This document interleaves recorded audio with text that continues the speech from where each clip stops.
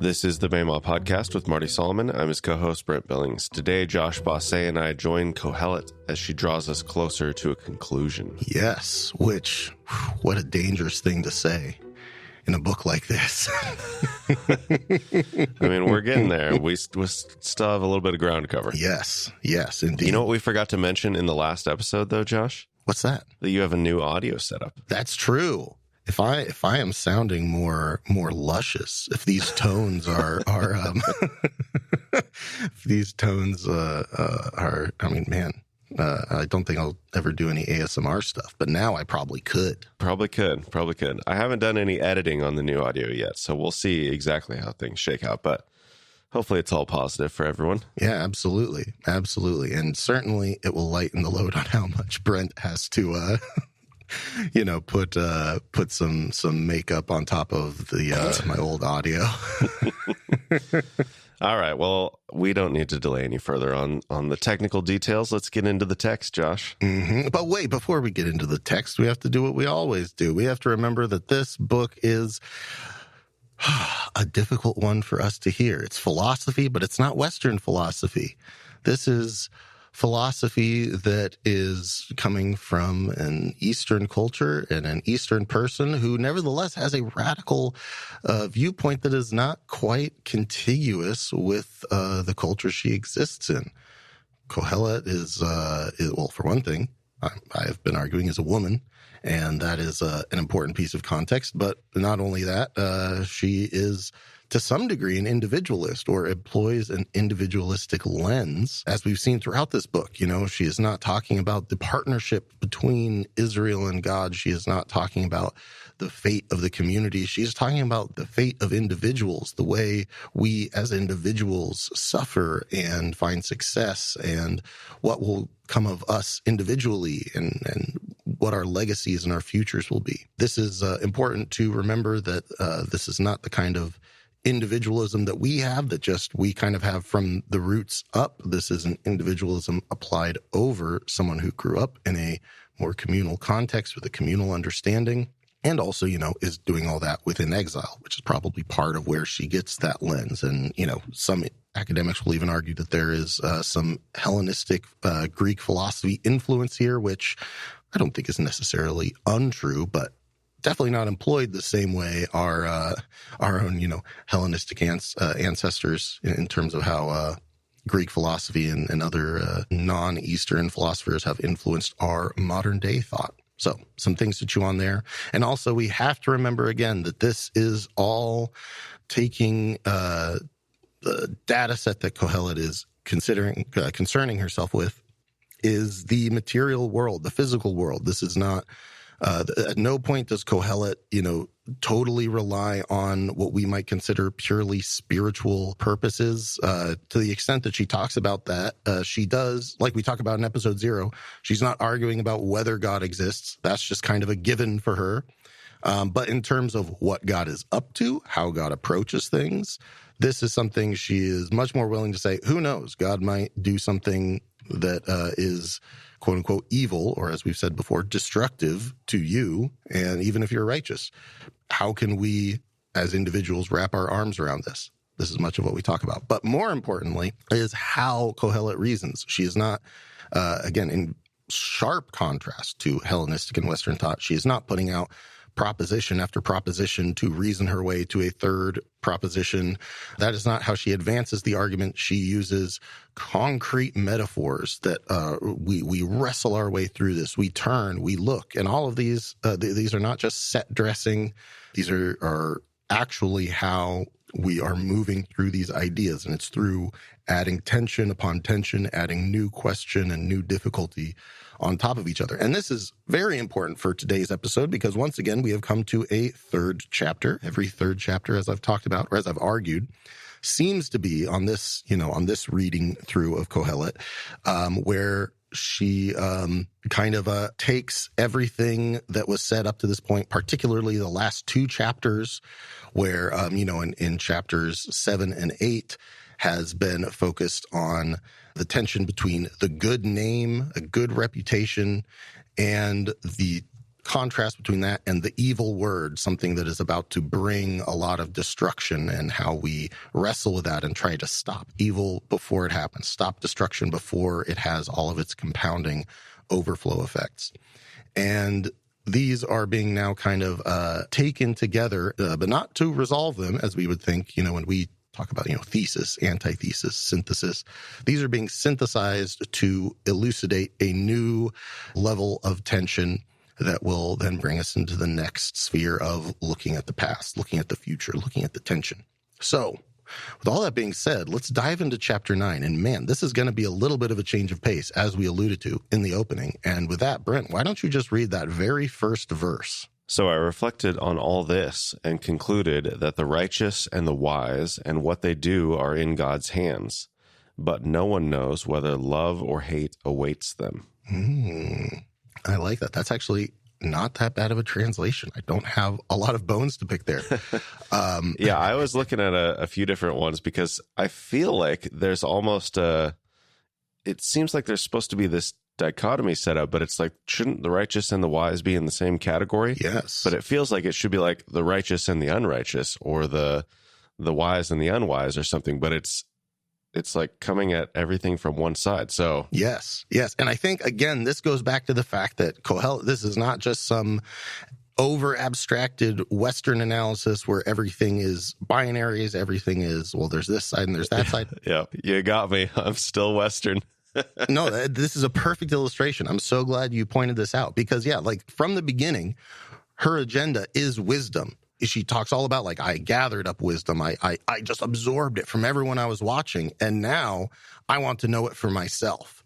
And in doing so, she encountered all these troubles. Like, okay, is wisdom actually better than foolishness? And she kind of wrestles through that and ends up determining, like, yeah, wisdom is better than foolishness, but that doesn't change the fact that, we all die. So really, what is the difference? Is it a meaningful difference? Is it substantive? Yada, yada, yada. So in this opening, we see that asymmetry, that the real question we're talking about is, does righteousness and wisdom matter? Does it actually do anything, or is it just always going to be swept away like a sandcastle on the beach? And this is where, man, and then part of me wishes I had Elle on this episode, because I found a bunch of little weird Hebrew things. Sometimes they're like words that aren't used very often. Sometimes they're words that are very interesting for Qohelet to use. But yeah, let's dive in. There's a lot to unpack in this one verse. First of all, after talking about, Qohelet says, I've given all this to my heart, all these things, she says, I forget what your translation says. Mine here says to examine it all. What does yours say? Reflected. Okay, and that's not bad. According to Gesenius, this is related to a word used all the way back in chapter 3 when it's talking about us being tested by God, whether we will see that we are but animals, which is, if we remember back to that, is a very strange and a troubling question that leads to the next chapters, looking at good and evil and how those confuse and make this question of wisdom rather difficult. And in fact, even I kind of want to bring that back to mind, because I was looking back at that phrase back in chapter 3, verse 18, if you want to look at it while you're listening here. In chapter 3, verse 18, it talks about God testing us, and this word for testing is specifically to test for purity. And it says, if I'm remembering this correctly, that God is testing us for purity if we will see that we are but animals. And then after that phrase, it says, them to themselves, that humans are animals, them to themselves. So I wonder if, looking back at that, I don't know whether I said it all the way back in episode 3 of this series, but I wonder if, especially, being connected to that point here in the text, whether this idea of testing for purity is not in this kind of, maybe overly cynical Qohelet voice that sometimes it's a little easy to hear. If what she's actually getting at back then and now referencing is, will we see that, the way we treat each other can make us like animals, or put us in a state where we are not all that different from animals. And that has nothing to do with necessarily our inherent nature, because in the very same chapter, she talks about God placing eternity in our heart. So again, this is not a proposition that she makes. of like, yep, we are just animals, move on. Like, this is a tension of, hey, like, we make ourselves like animals the way we are to each other as human beings. And now she's talking about her testing this idea about the righteous and the wise. Like, is there some substance here to being righteous and wise? Is there something more here? Okay, so I misspoke. It wasn't the reflected word. It's the concluded word that you're talking about. You're talking about bur? Yes, bur. Okay, yeah. So that is translated as concluded. The reflected is natan, which I think we talked about at some point, but it's a very common word. And I was like, wait a second, what's going on? So it's the other word. Yes.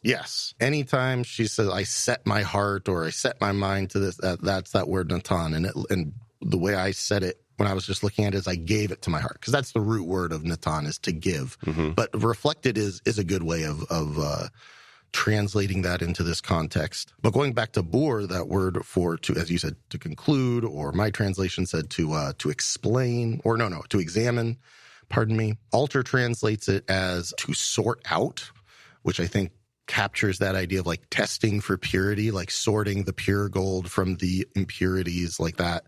I like those. And honestly, all of those are fine. I don't have a problem with the translation there, but it is not a super common word. It's only the one time in all of Tanakh, apparently. Yes, although the root is used a lot of times. But yes, in this particular form, it's the only time it's used in all of Tanakh. They have a special word for that, right? Where a word only appears one time in a given text. Oh, yeah, it's some super long Greek word. Something. Oh man. Yeah. Some smart person out there is now shouting at their phone that, it's this. But hold on. Sorry. Let me find it. Hapax legomenon. Ah, there we go. I knew it started with an H. I don't know if I'm saying that correctly, but I was just I came across that word recently as I was reading Heiser, and he was talking about a couple of those instances. But yeah, yes, anyway. Yes, and that is trickier with Hebrew because a lot of things share roots. And so this one, I was going by Gesenius, who says that this word, which is technically, or at least according to the resource we have in Blue Letter, Hapax legomenon, but is connected to the same root word that the bur test for purity is back in chapter 3, and is used throughout the prophets. I'm not sure if it's used in Torah at all, but definitely in the prophets, talking about testing and purity and all that. That's the first thing here. Again, a lot to unpack in this chapter, or in this one verse. As we can see, we haven't got past the very first phrase that we are talking about. That Qohelet is trying to see, like, what is there of substance in righteousness and justice, righteousness and wisdom, and righteous people and wise people being in the hand of God. What's also interesting here is that there is another addition. It says righteous people, wise people, and their deeds, or their acts. I don't know what yours says, Brent, but what's interesting is that, man, that talking about deeds and acts and works, like, that is all through. They talk, or Qohelet talks about that, but the book is chock-a-block full of them. But this is a very rare version of that, because this comes from the word avad, which means to be a servant, to serve, which was really only ever used in Qohelet in chapter 5, looking at oppression and like the ubiquity of wealth and power and hierarchy leading to oppression, somewhat inevitably, or seemingly inevitably. That is very interesting to me, because most of the time when it's talking about us and our works and deeds, it talks about struggle and toil and labor and works. This is the first time in this context it has used this idea of service.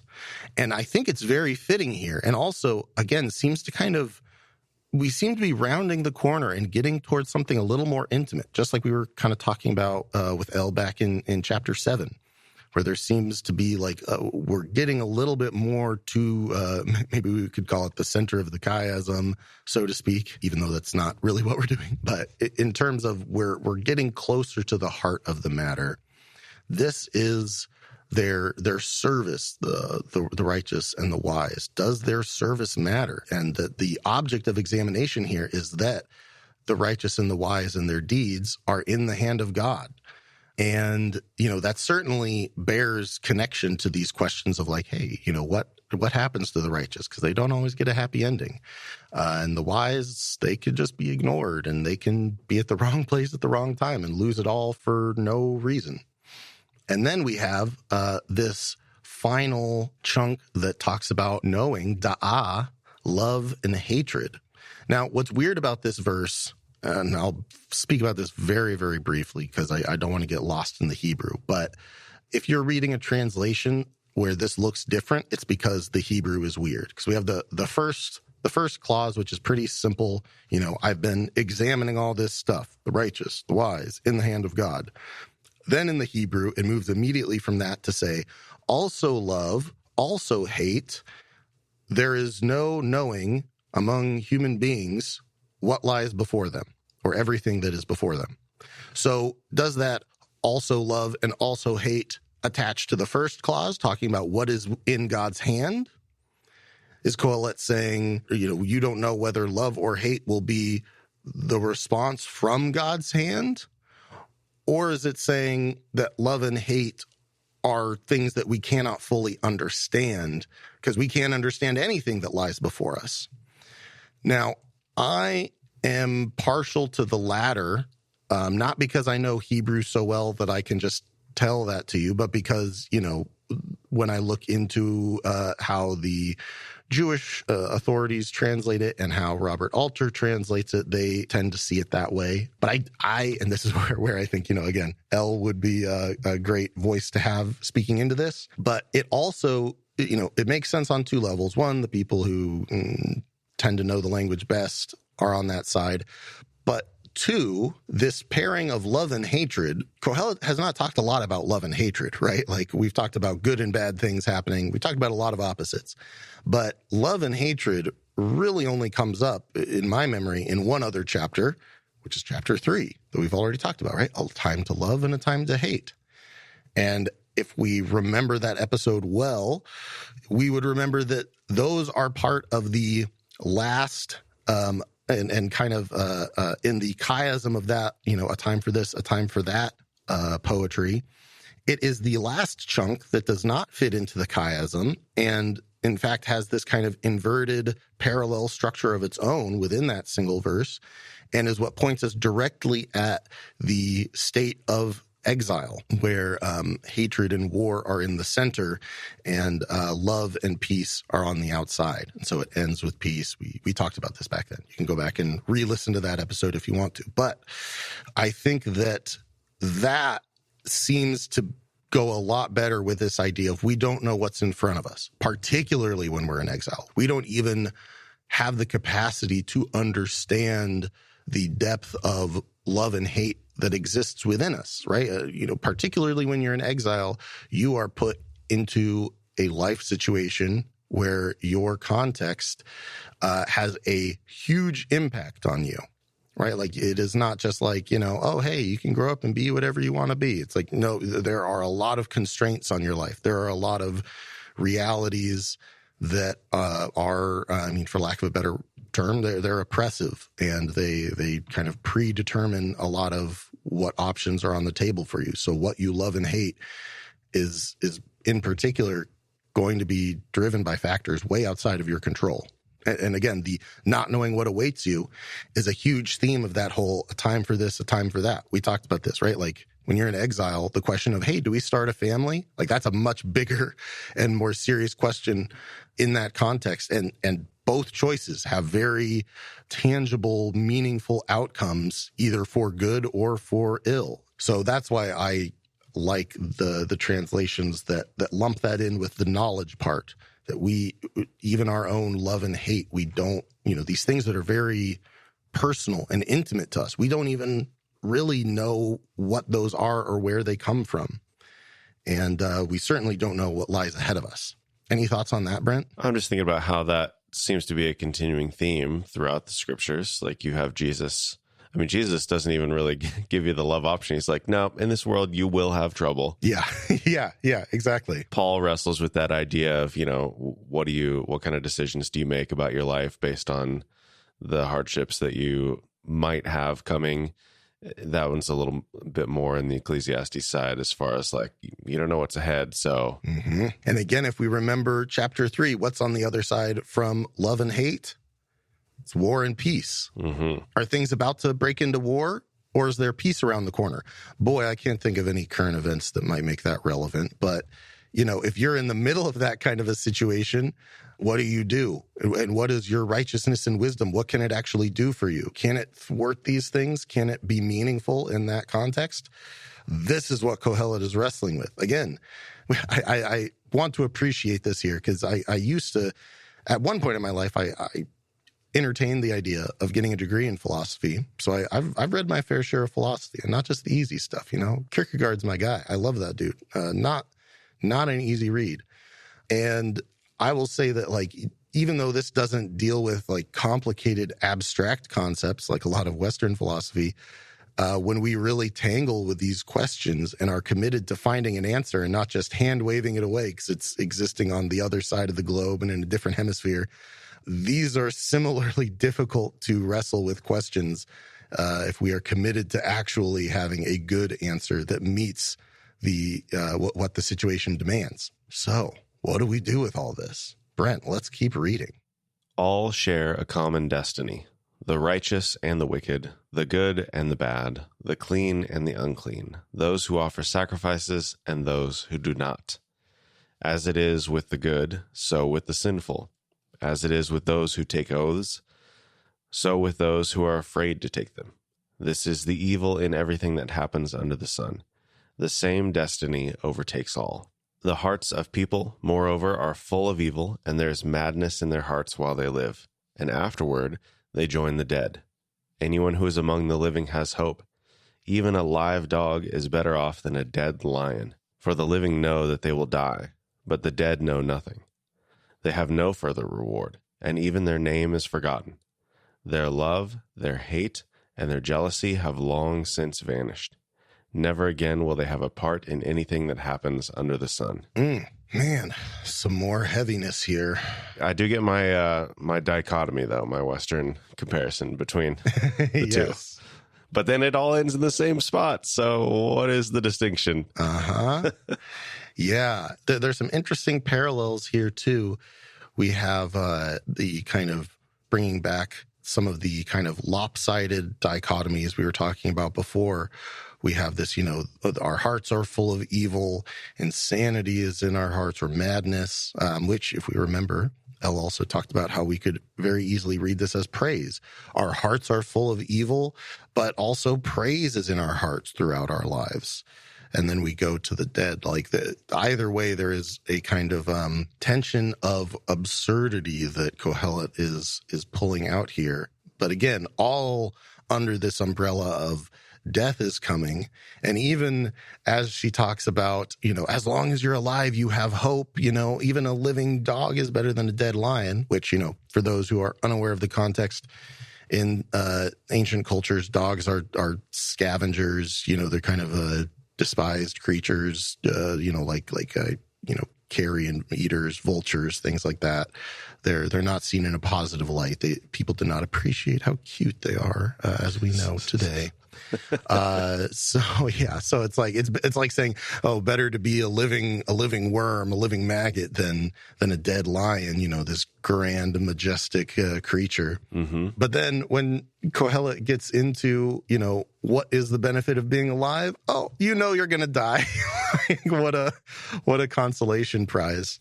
But again, this idea of while you're alive, something is still active, something good could happen. And what's interesting is we have this parallel between verses 5 and 6 of the dead have nothing. They don't know anything, and they no longer have a reward.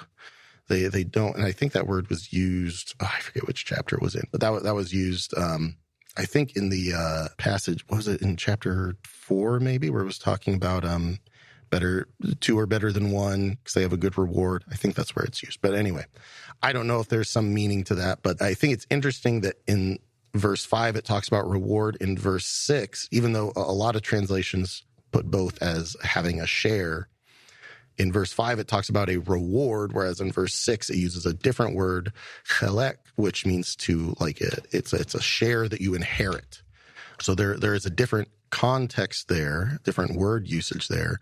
And what's interesting is it talks about there's no reward anymore because their memory is forgotten. So the way, as I was reading it, the way that I'm kind of differentiating this is that the dead they're not involved in what's going on anymore. Even like what we might consider to be like, when we think about our lives after we're gone, we think about people remembering us and maybe they're encouraged to do the right thing. Maybe a podcast episode that I put out, makes someone do the right thing instead of the wrong thing. And in that sense, like there is reward that pours in from that to me and what my name means. But at a certain point, my memory fades off and, podcasts are like, the same as clay tablets are, where it's like, yeah, that doesn't exist anymore. No one's looking at that. Once you're forgotten, there's no more reward. You aren't part of the game, so to speak. You're out. And then in the second, we have that everything, our love and our hate, like we talked about above, their love and their hate have perished. What else is added here? Their zeal, or their jealousy, here is said. And as we might know, I know we've talked about this on the podcast before, that word is kana, which can mean both jealousy and zeal. But interestingly, I believe this word is only used one other time in Qohelet, talking about how it is our jealousy of our neighbor that gets us to, get up and work hard, build a house, try and have nice things because we look around us and say, oh, wow, they did this. I bet I could do that too. And, I bet I can cook steak a little better than my neighbor. Let me get a grill and figure out how to do this. Isn't that nice? But even that, all of our striving, all of our efforts to improve, even that vanishes and in the scope of history doesn't matter. And here we get the changed word of asher, chelek. We don't anymore have we aren't inheriting anything from what's done under the sun. Like there is nothing left there for us. It's all gone. It's all passed away. Again, there's this horizon of meaninglessness once death comes. And like Qohelet is in a way mourning this is the great evil, which again, we have to remember evil means destruction primarily. It's secondarily about a moral issue, primarily about destruction. So the great evil is the great destruction, that at some point, everything that our life means, if we're looking at it in a purely physical sense, at some point, the entire substance of what my life means will be rubbed away under the friction of the sands of time. It'll be worn out and gone. And I don't really have much more to say about that other than, that just kind of makes sense. Again, this is not new territory, and that's fitting with this chapter. We're reviewing everything we've talked about, but this is important because the one good side of the equation in the tension that we've been talking about in the last two episodes was about having a good name.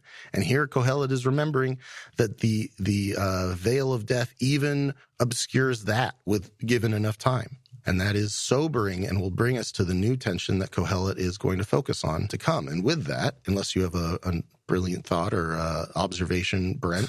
Well, you put that brilliant qualifier on there. I'm not sure if I should say anything, but I'm just intrigued by the vanishing of love and hate and jealousy, or whatever you want to call it. Like there's like everything else in this thing is a pair. Yes. Like you have righteous, wicked, good, bad, clean, unclean, sacrifices and not, good and sinful, like just pair. And then you have love, hate, and jealousy, all vanished. It's like that little flame out where you have that extra little burst of fire right before the whole thing goes out. I wonder if there's motivation behind that.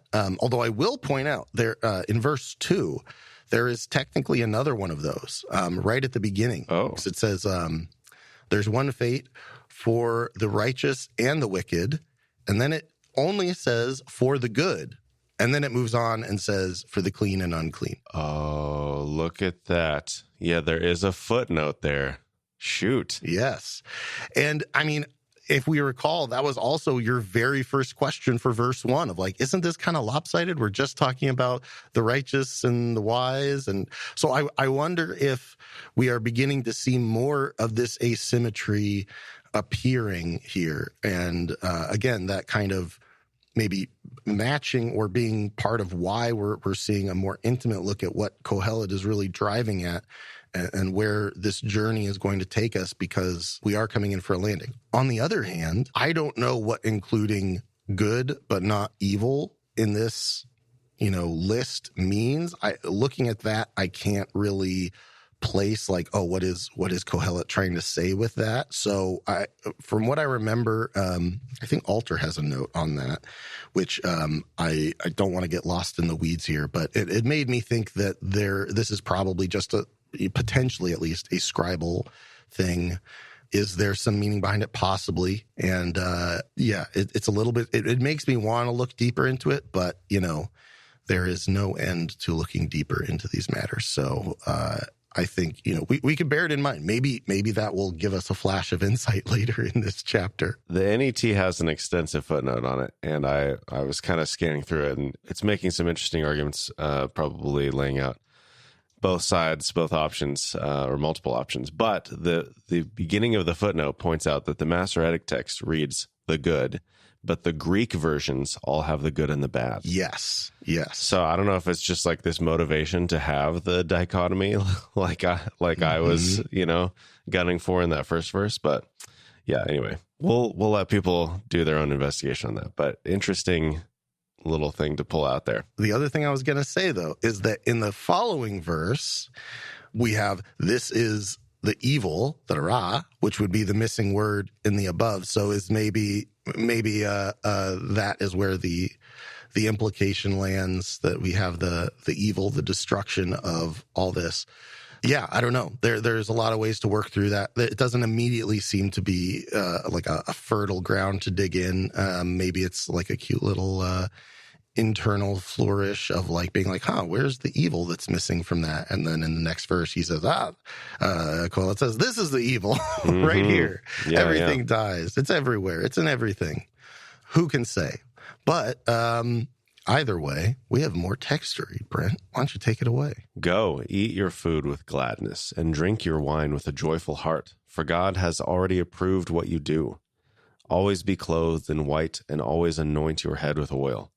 Enjoy life with your wife, whom you love, all the days of this meaningless life that God has given you under the sun, all your meaningless days. For this is your lot in life, and in your toilsome labor under the sun. Whatever your hand finds to do, do it with all your might. For in the realm of the dead, where you are going, there is neither working, nor planning, nor knowledge, nor wisdom. Wow. Really uplifting. I mean, yeah, the first part of that, until you get to the very final verse, it's kind of pumping us up. It's like just, live life to the fullest, right?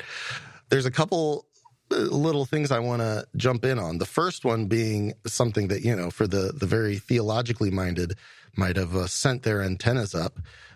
God has already approved your works. What can this mean? God is fine with everything we do. What? Isn't there free will? Like there does seem to kind of be a thread of determinism, again, going from that beginning of like, are all our deeds just in the hand of God? Even our own love and hate? Is this all just set by God? Is this what Qohelet is driving at? I don't think so, but I want to push in and hone in on the Hebrew because it will not resolve anything. It will actually make it even harder. Of course. Yeah, exactly. If you thought Qohelet was here to make your life easier, good luck. The word there is ratzah, which means to be delighted by, to be pleased by. Wow. What? Now, here's where I think if we understand this and kind of filter out our own Western inclinations, this might make a little bit more sense. Eat your bread in happiness, drink your wine with a cheerful heart, for God has already been delighted by your works. And I think this is what Qohelet's saying. Not every single thing that you do is something that God's like, yep, thumbs up, glad you did that, glad you said this that way. But simply that what God has put you in the world to do, the work that God has you doing here in the world, that again, we know that God's ways are higher than ours. We don't understand everything. And we even know that God, as Yosef said, the biblical figure that perhaps looms largest over this text, with maybe one exception that we'll talk about in a future episode. What does he say to his brothers? What you intended for evil, God used for good. In that sense, certainly we can understand that what we are here to do on earth, even if it doesn't quite make sense to our limited perspective, God delights in it. God is pleased with it. God said, yep, I want them there doing that. That's why you're here. And who knows what divine heavenly calculus or understanding of a time for this and a time for that, whether that justifies us or condemns us. Like we don't get to know any of that. What we do know is God gave me this bread. God gave me this wine, and I'm going to enjoy it, knowing that, God's allowed all this. And I think that there is something challengingly liberating about that. And trying not to take this in a way that Qohelet would not mean, I think that that is something that we should hold on to and wrestle with, as she says in another passage, hold on to this without letting go of the other things. It's not just, do whatever you want, determinism, it doesn't matter what you do, it's all in the hand of God. Like, we should hold on to all the other wisdom we've gathered this whole time, but also adding this new layer into Qohelet's constant refrain of enjoyment and being present. And, in one sense, we could say not overthinking this, even though we could say the whole book is about overthinking things. God wants us to be here. Otherwise, why would we be here? So enjoy what God gave you. It doesn't have to be more complicated than that. Enjoy the life with your wife whom you love. All the days of your life that, remember, is just mere breath. And, whatever your hand finds to do, whatever work it is that God delights in, that has put you on this earth, just do it. Do it the best you can, however you understand that. Doesn't mean that we can't, we love at, not just at Bema, but at Impact as a whole, we love to talk about sacred vocation and seeing the potential for kingdom in anything we put our hands to. So there's always a possibility to talk about that, to improve that. But that doesn't mean that, we should get lost in that. Again, our God is the God who says, party, rest, enjoy the goodness of creation. That word approved or accepted, as far as God has already approved or accepted what you do. Do you know what the first mention of that word is? Of ratzah? I'm going to guess it's probably early in Genesis. Not that early. Not that. Okay. I must be thinking of the wrong word then. Oh. It's Genesis 33. Oh. It's Jacob meeting Esau. Ah. And Esau's like, what's all this stuff? And he's like, to find favor in your eyes. And Esau's like, I already have everything. Yeah. Keep this stuff for yourself. And then Jacob says, to see your face is like seeing the face of God now that you have received me favorably or accepted me or approved me. Yeah. I love it. Yes. To look upon favorably. Wonderful. So what is God doing in the same way that Esau has done? Very interesting. Yeah. Some food for thought. Yeah. Enjoy this, listener. Run after it if you wish. But yeah, God, not, and again, just to put this, sprinkle this little bit of sugar on top, it's not just approved like, some bureaucratic stamp, like, yep, they have their license to do all the stuff they're going to do. It's that God delights that you're here. What you're doing in the world, God's like, yep, I'm glad you're here. Enjoy your bread. It's going to taste good if you can be present enough to enjoy it. So do that. But there's a couple, some of this is language we've heard a billion times before in this book. But then there's a couple very specific images that at least stuck out to me. What about you, Brent? Do you know what images I'm talking about here? I mean, clothed in white, feels like there's something there maybe. I was also intrigued by the end where it was just a very long list, neither working nor planning nor knowledge nor wisdom. Yes. Feels like there's some extra emphasis going on there. Yeah. And oh man, yeah, to speak on that last part a little bit, yeah, like leading up to, like it does feel like a long list. And in fact, we'll see, I feel like that tends to happen in these third chapters. You know, we have a lot of lists in chapter 3, or these kind of extended things. And in fact, we'll have one of the more famous kind of extended metaphors in all of Ecclesiastes here later in this chapter. So yeah, I think that is stylistically intentional. And I can't speak to every single thing. There are some a lot of these words come up a lot. You know, we have the first one is ma'aseh, root word of which is asa, the work, the doing, it's a creation word going all the way back to Genesis 1. Then after that, we have cheshbon, which is the word for to scheme or to find an explanation that was used just a couple chapters ago. I think it was in chapter 7. And then after that, we have da'at, which again, another word that's like, oh, that's pretty core to this book. But then, you know, rising to the crescendo of even wisdom, even Qohelet's most treasured thing, wisdom, even that is not going to be in Sheol. There's not going to be any more wisdom there. Oh, like you said, you know, kind of a big gut punch, seeming to be a big letdown there at the end. Right. Even though the beginning of that verse is, whatever your hand finds to do it with all your might, because eventually it won't be there, which is such a, you know, again, for us Westerners who are like, well, if the bottom line is that I'm going to lose everything, why try at all? Why not just give up from the beginning? And I think, again, we can see here, this is not our thought process here. This is, hey, you know, whatever work you find yourself doing, do it as much as you can. Like not in the sense of like your job work, but whatever is like the work of your life, the vocation, the station in life to which you feel called. Just give your heart to it, because that's not going to be forever. And I love that, you know, even though there is that kind of bitter note at the end, I still think that there's something kind of sweet and beautiful there. But jumping back to the other image you pointed out, which was what I was getting at, what's this about white clothes? And the other side of that image, we're looking at verse 8 here. See that your clothes are white all the time, and there is no lack of oil on your head. Now, on a Peshat level, this is kind of a piece with everything else here. You know, enjoy your bread, enjoy your wine, enjoy your wife or your partner. Just enjoy what God has rewarded you with.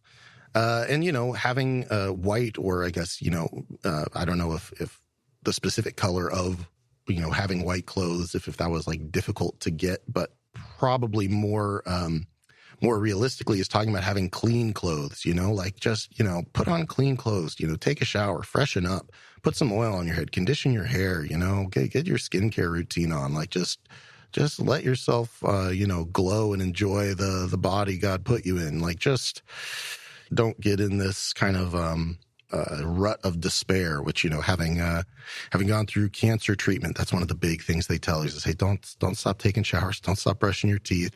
You'll feel real bad when you're going through this. Don't stop doing those nice little things that make you feel human. You got to keep doing that. Otherwise you'll give up pretty quick. And I think that is, at least on the Peshat level, like, this is what Qohelet is saying. Surface level, you know, yeah, enjoy the nice things, even, you know, just the simple pleasures of having a clean pair of clothes and anointing on your head. But if we think about this in terms of, you know, imagery and maybe some remezim, where have we heard this before? Does anything jump out to you with white clothes, Brent? Well, the first mention of this word for white, which is Lavan, is Genesis 30. So I'm looking at Jacob again. Yes. And I mean, that Lavan is not a very positive image to point at. Yeah. And actually, I might be doing my next, I'm seriously considering the story of Yaakov as my next series. So I will definitely be diving into Lavan then. So I'm not going to touch that now. Okay. But I will say, I don't think that's what's being talked about here. Okay. Even though there might be something, I wouldn't put it past Qohelet to have a multi-layered remez. What jumps to my head, and it's I'm not sure actually if it's exactly the same linguistically, but is the image in the book of Daniel. Daniel chapter 7, the Ancient of Days coming clothed in white. What's interesting to me about this is that, again, we have to remember this is Qohelet is written in an exilic context, as is the book of Daniel. And specifically, when the Ancient of Days shows up and is clothed in white, this is right after Daniel has a vision of the four beasts representing these four great empires. And the Ancient of Days shows up to judge these empires, to bring them low and conquer them. And if you're in an exilic context, you're in exile, and you're remembering this verse in Daniel where God shows up wearing white clothes, ready to judge the nations, what does that mean for you as someone in exile? You're getting ready to get out of there. You're going to be free. Yeah, you're going to be free. You're going to get to go home or move on to something else. You have a future now. And when we also think about how the image of oil on the head, which can just be a luxury, a nice thing, condition your hair. Oil on the head can also be a symbol of what, Brent? Anointing for a special role of some kind. Exactly, which, if we remember just a few chapters ago, chapter 7, it's better to have a good name than oil on the head, precious oil. That anointing, it's like that, again, was an image of the future, of being called to something great. So Qohelet, again, is saying, like, this celebratory lifestyle, this being present and enjoying what God has, not just always being afraid and be like, oh, we got to save, we can't open this bottle of wine, we got to save it, that there's going to be a more important thing. What about when our daughter gets married? And it's like, hey, you know what? Just, we have a reason to celebrate now. Let's celebrate. And it's not just that, but behind that, it's celebrating in the way that Qohelet's talking about, and I think in the way God calls us through Shabbat to celebrate, is not just about pure enjoyment.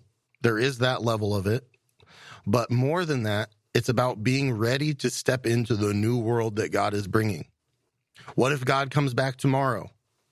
Are you ready to put on those clothes? Are you ready for that anointing if God changes the world overnight? And that is what I think Qohelet is calling us to. You can't get, all of this very heavy stuff Qohelet is saying at the same time. You can't let this drag you down. It's a reality check, and we need to live in reality. But that's why the celebration part is important, because you should celebrate in such a way as that you are ready for the world that God is bringing, which, if we remember back to the creation story, that's what Shabbat is. That's living in the goodness of creation. The part that is untouched by the evil and the destruction that has piled up for generations behind us. It is remembering, the sun still rises and it's warm and there's a nice breeze and there's, delicious food that comes up from the ground miraculously, because that's how God made the world. And we're living in that goodness of creation and choosing to not look at the other things, the work that is left to do tomorrow. Today, we are just looking at the world that God made, that is still here, that is still attainable and able to be sensed and perceived and felt and sensed and experienced. And this is where there is a radical and redemptive element in that allows us to transcend the exile or things that are like exile in our lives. And that this is what Qohelet's calling us to do. That is my contention. There is a life beyond exile. Can you reach for that? Even now. Are your lamps filled? Are your wicks trimmed? Are you ready? Yes, exactly. Oh, great pull, Brent. Yes. Okay, now let's go to the next part. You were talking about lists before. We're about to get another one, and it's going to be so poignant. I probably won't even have anything to say, but we'll see what comes out. Why don't you keep reading? I have seen something else under the sun. The race is not to the swift, or the battle to the strong. Nor does food come to the wise, or wealth to the brilliant, or favor to the learned. But time and chance happen to them all. Moreover, no one knows when their hour will come. As fish are caught in a cruel net, or birds are taken in a snare, so people are trapped by evil times that fall unexpectedly upon them. And again, just a reminder, if we're talking about being in exile, the evil time has kind of already come. And obviously, you're living in exile. Things could get worse. You could go from being, the Israelites living kind of a regular life in Egypt to all of a sudden being, exterminated. Can get worse. Maybe Qohelet is talking about that possibility. And also one quick note I want to say, if you're someone out there who has been maybe not quite liking the distinction I make when the biblical text uses the word for evil and saying it doesn't always mean evil, just to give a little note here, when it describes the net, yours said cruel, Brent. Mine here says a treacherous net. The word there in Hebrew is literally an evil net. And I think we can all agree that nets do not make moral decisions and therefore cannot have a moral quality to them. So again, destructive, a net that just, it snatches you up and you're just a fish swimming along, minding your own business. Bad things can come and yeah, the race doesn't go to the swift. The battle doesn't go to the strong. Like it does not, time and chance, The bad things can just happen. So all the more reason to not try and, to not get stuck in overthinking, the things that God gives us that are good, or the things that God has placed in front of us. It can all be gone in an instant. At that point, we'll be dead and we won't be thinking, hey, was that fair? Oh, I should have won that race. That someone tripped me. We won't be thinking about that anymore. We'll just be somewhere else, and our priorities will be impossibly different. Yeah. Do you have anything to say on this, Brent? I'm looking at the NET's version of the end of this. The evil times that fall unexpectedly upon them is the NIV. The NET goes with an unfortunate time that falls upon them suddenly, and I just wonder how immediate the rendering should be. Like suddenly just sounds so much more like boom, one moment it was fine, the next moment evil times. Yeah, I think it can vary, but for sure, I just think of some of the biggest moments of history have been very sudden. Yeah, but then other moments are like just kind of this slow building until it boils over kind of thing. And that word for time, it's very flexible. It can be talking about a whole season, which even like you said, like with kind of sudden, things just kind of cranking up slowly, and all of a sudden you're like, what the heck? This has been nuts. Which I feel like, we kind of have some good examples of that in recent history. That's a bit how the pandemic felt, where it was just like, okay, it's bad. But like, how bad are we? Is this a new Black Plague? Are we all going to die or no? And yes, no, yes. And it just kind of shimmies its way until all of a sudden we're all just like, oh, this is miserable. Just like, how long is it? Oh my gosh, it's been a year. Oh, it's been 5 years. What the heck? And then, again, in recent history, we have also had, wars are on, then they're off again. And what could be a better example of an evil time falling on you than a bomb being dropped on you? Like that is the ultimate in an unforeseen destructive turn to your life. And so I think this kind of encompasses all of those things, like some fish are caught in nets and don't realize it for a minute. And if we go back to the image that's being used of, the race going to the swift, like, right. If you're running a race and you're faster, you're out ahead of anyone, but then, something happens, your ankle twists or, you trip. It could be over in a blink, in an instant. The same with like battle not being to the warriors. Like the tide can turn just because, I don't know, maybe everyone, they had a heavy dinner and they were just all kind of sluggish the next day. Like that, these are things that we can, that seem to primarily use the image of it being very sudden. But then on the latter half, we talk about food being to the wise. Like, you can know wise people that, they have a lot of wisdom, but somehow they're poor. They don't have enough to eat. Like, how is that possible? This person knows so much, or this person is a brilliant, gifted person. How do they not? How are they not rich? Like someone else got rich off of their brilliance. Oh, maybe there's another Laban Jacob reference there. But thank you for furthering my argument. Yep. And yeah, just like that, we are all subject to something bad coming out of the blue. And I think it kind of encompasses both those modes of immediacy, but also like it can just be this droning plateau that you're always just like, yeah, no, those seeds should sprout sometime. Like, gosh, I did everything right. What's going on? Yeah. Yeah. But yeah, definitely I think the overall tone, even though it encompasses a more slow building disaster, it definitely seems like what Qohelet wants us to feel is the suddenness of it. And I think that also reflects what she was saying, back in verse 10 of like, whatever you find your hand to do it with all your might. Like there's a very like pumping us up and like, go, go, go, go, go. Not in the sense of like, you work as hard as you can and never take a break, hustle 24/7 sort of stuff. But in terms of like there's an urgency to all this, which I think is what makes this particular verse of, the race not to the swift, the battle not to the strong, like that has a rhythm and a beat, and it's kind of driving, just like you were talking about. There's all these lists. There's no more doing things. There's no planning, knowledge, wisdom, yada, yada, yada, boom, boom, boom. And I think that is giving us a sense of urgency when we look at all these things.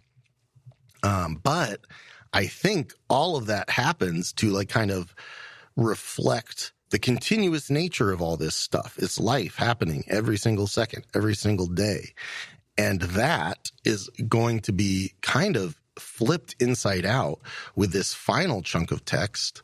And that is going to kind of put us in a more reflective point of view and kind of, by contrast, slow us way, way down. And unless you have another thought, let's just take this to the end. To the end we go.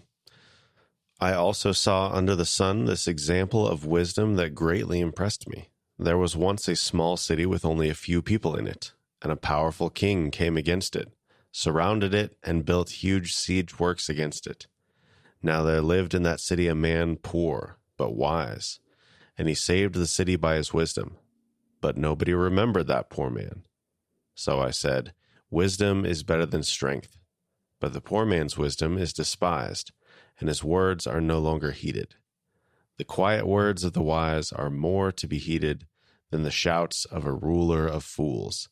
Wisdom is better than weapons of war, but one sinner destroys much good. How interesting. So, what is Qohelet talking about here? Because this seems... A small city with only a few people in it, a powerful king, a poor man, but wise. Sounds very specific. Very specific. Our Remez sirens are probably ringing. Now, I have only ever been able to find one example that really captures all the details we're given.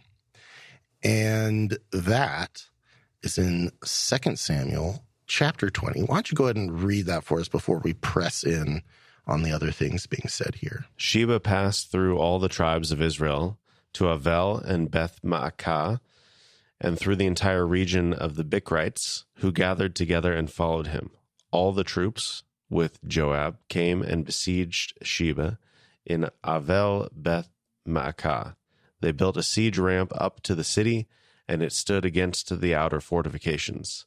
While they were battering the wall to bring it down, a wise woman called from the city, "Listen, listen.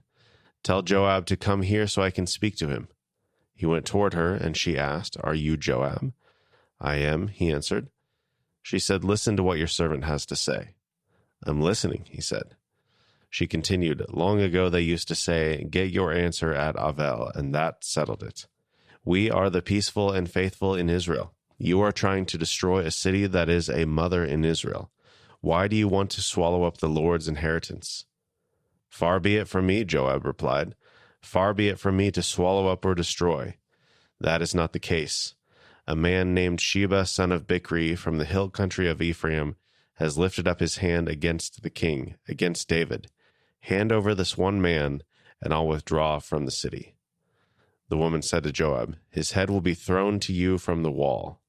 Then the woman went to all the people with her wise advice, and they cut off the head of Sheba, son of Bichri, and threw it to Joab. So he sounded the trumpet, and his men dispersed from the city, each returning to his home. And Joab went back to the king in Jerusalem. Now, that sounds quite a bit like the story Qohelet just told us, doesn't it? Sure does. We have a great and powerful army descending on a very small city relative to the size of this army.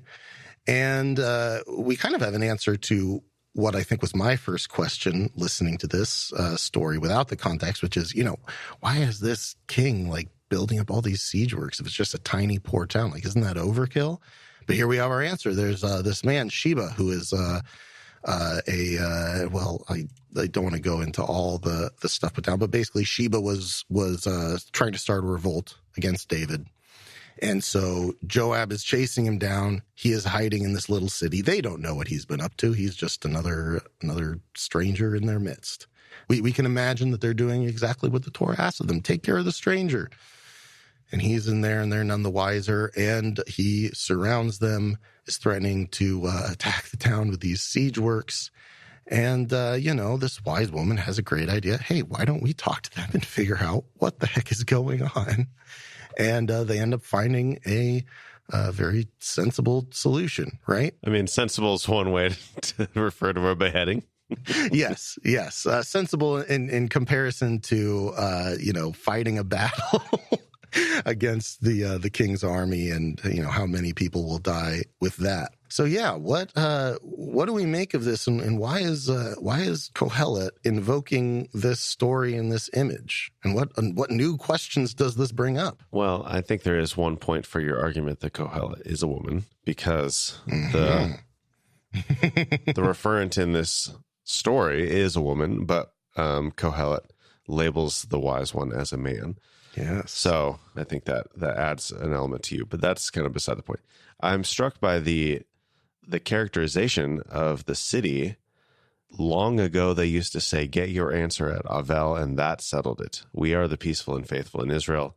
You are trying to destroy a city that is a mother in Israel, or like a caretaker or something like that. Mm-hmm. Why do you want to swallow up the Lord's inheritance? Which is, it's like, oh, yeah. That sounds like it even elevates it more. And so, are we taking that as wisdom is the actual thing there? Yeah, that's it. It's a really great question. And honestly, I am convinced that there is a lot more going on in this story. It's also interesting because there is another story of Joab engaging with a wise woman, the wise woman of Tekoa. Is there a connection there? I don't know. Then there's another level. The name of the city is Avel, which sounds very close to Havel, which is the refrain of empty or mere breath.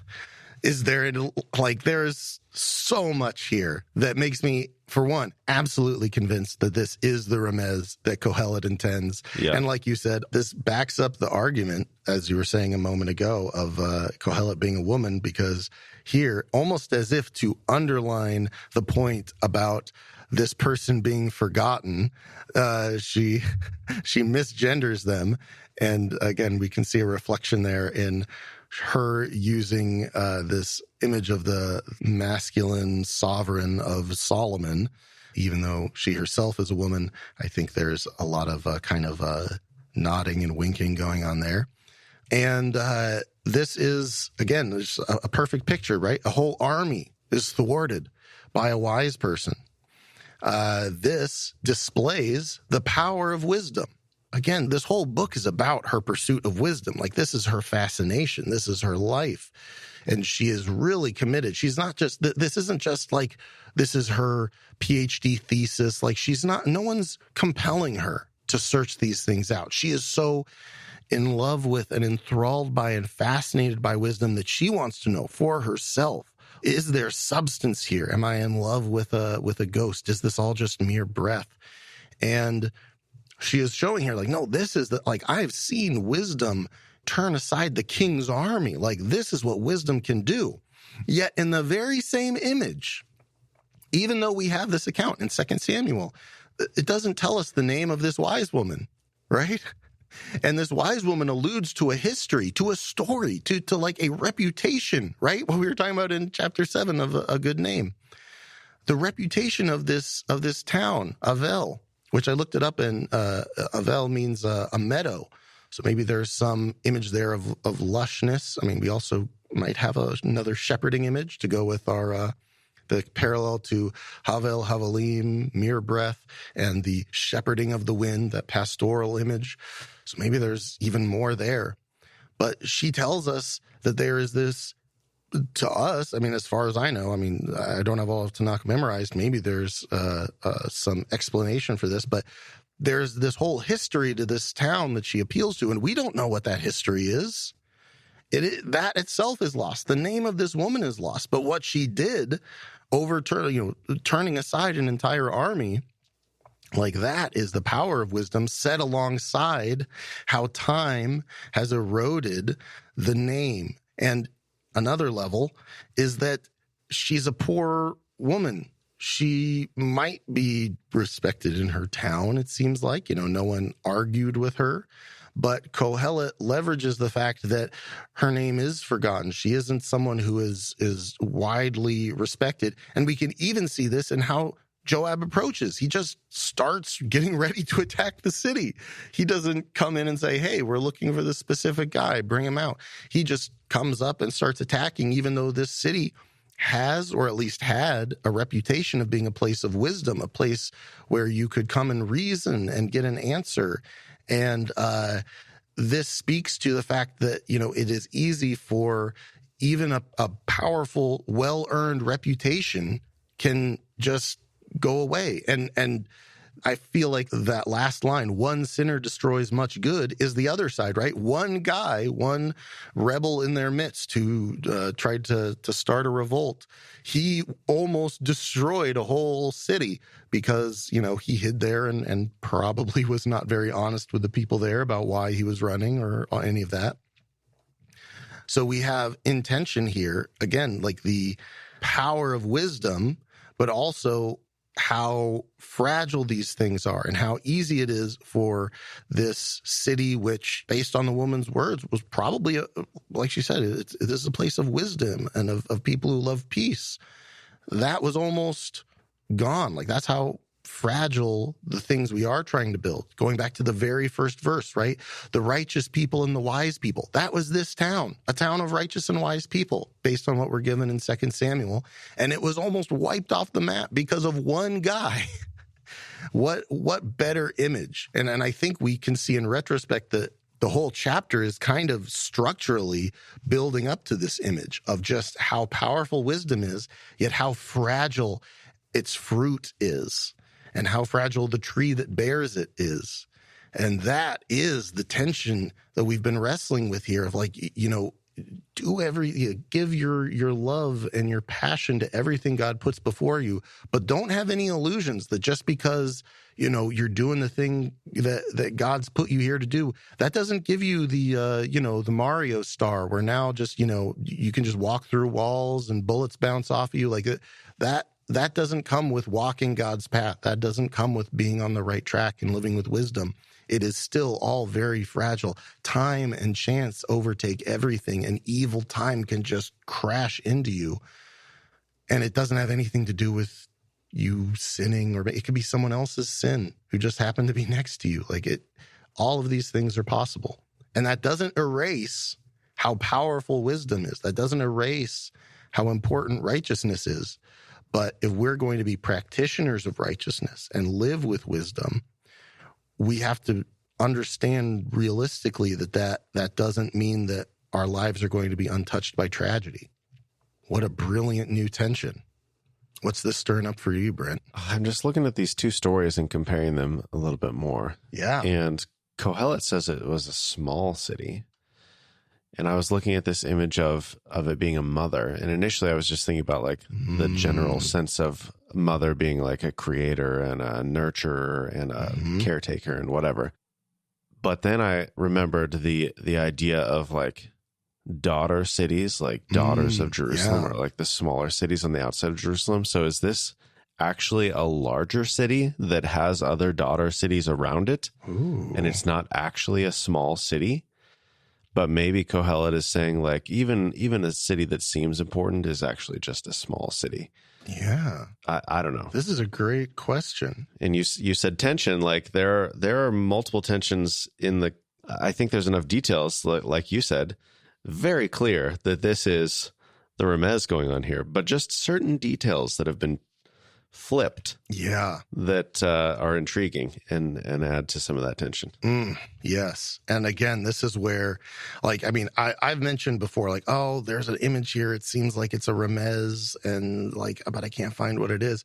Like, this is this is almost more maddening than that, in that the remez is, in my book, absolutely certain.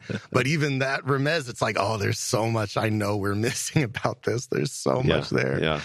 And not even to speculate on whether Qohelet also is weaving the refrains of, you know, Havel Havalim and shepherding the wind. Like, are these even connections to this story? Is the entire book? Because I mean, that's where it's like, if this story is so perfect for the point that's being made.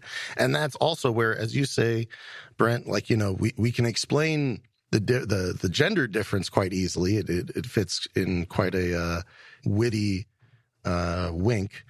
But yeah, was it a big city or a small city? What does she mean when she says a mother in Israel? Like, yeah, that's a great question. And I'm seeing here, just by doing a little bit more digging, that there is actually a lot of this has got a really big Wikipedia page.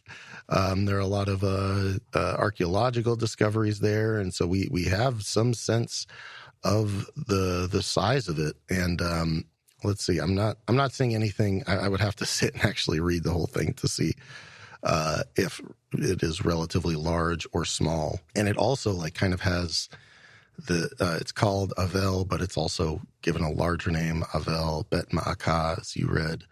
It was also known as, it's called by a different, it's referenced in 2 Chronicles 16. Oh my goodness. So much more we could dig into. And yeah, I would encourage everyone to do that. There may be even greater treasures waiting here for us. All right. Well, I'll throw the link in the show notes and people can do some investigation. Please do. Yes. And this is where, you know, as this chapter exhorts us, you know, don't hold back what you are given over to do. Do it with all your might. Dig in deeper. But to the larger point, and I think this is really crucial in this day and age, in our own, maybe not literal exile, but I feel like there are a lot of people out there who feel to some extent exiled, or maybe the better word is alienated. And this situation, the precarity that hangs over all our lives, that is persistent, and in its persistence, very demoralizing. And I think being given this pep talk, being reminded that wisdom is powerful, that and whatever that is for you, whatever thing God has put in your heart, whether it's teaching, whether it's hospitality, whether it's just being good at loving your neighbor, like all these things, they have the power to create massive change, not just for you, but the people around you. You know, this one woman's wisdom saved an entire city. Can you even imagine that? Like, that's, if only. And yet, on the other side, sin, and to use the other image she brings out of the shouting of a ruler among fools. That is, you know, we can look around the world and perhaps see that image of a ruler shouting among fools. But the contrast to that of wisdom, the words of the wise heard in calm, that there is power in that, even though it is fragile, even though sin can introduce unimaginable chaos and can break really good things, whether that's an institution or a relationship or even a nation. That is something that we all have to bear in mind. A bomb could drop on our heads at any moment. Who can say? But that doesn't make wisdom not worth pursuing. That doesn't make whatever sacred calling God has placed on your life, even if it seems insignificant, even if it seems like something that's being ignored, like the wisdom of the poor man that Qohelet references here. Yeah, there are a lot of people that won't listen. There are many who will just never listen. That doesn't make the poor man's wisdom impotent. That wisdom is better than strength. And whatever the wisdom that God has placed in your heart, don't belittle it just because the world belittles it. And remember that it is a fragile, sacred thing. So take care of it. May God bless you with the ability to, as Qohelet says, eat your bread in happiness, drink your wine with a joyful heart. God is delighting in your works. And perhaps the Spirit's convicting you of some things too, but that doesn't mean that God's done with you or that God's delight is out of reach. All of this is within reach. Remember, that's Qohelet's lens. What can we actually get materially, practically, in reality, in our life? That kind of joy is not beyond us. That kind of wisdom can be within our grasp. And though we may have obstacles that our own finite lives don't see the end of, that doesn't make any of this pointless. Far from it. May we grasp it indeed. Amen. All right. You can find more details about the show at BehemothDiscipleship.com. If you want to do some investigation, we'll have the link to that Wikipedia page for the city. The more I think about that story, the more I'm intrigued by this connection. It's my mind is turning quickly, so I feel like I'm not even completely here in the last part of this episode. But whatever. You can use the website to get in touch with us. You can check the news page for the latest things we have going on. You can support our work. Everything that we do is made possible by listeners like you who have joined us on this journey and support what we do. So thank you for that, and thank you for joining us on the podcast today. We'll talk to you again soon.